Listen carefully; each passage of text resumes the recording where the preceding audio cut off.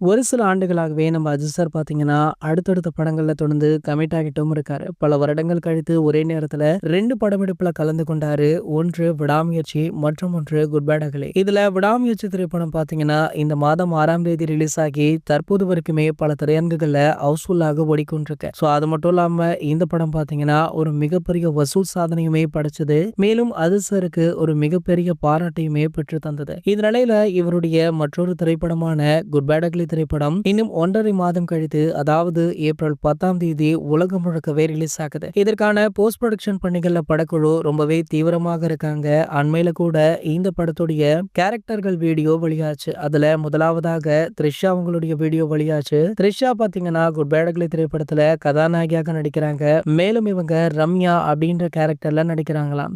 இந்த வீடியோ தற்போது வரைக்குமே சமூக வலைதளங்கள்ல வைரலா போயிட்டு இருக்கு. இனி வரும் நாட்கள்ல படத்துல யாரெல்லாம் நடிக்கிறாங்க, அவங்களுடைய கேரக்டருடைய பெயர் என்ன அப்படின்றத அப்டேட் பண்ணப்படும் அப்படின்னு படக்குழு அதிகாரப்பூர்வமாக அறிவிச்சிட்டாங்க.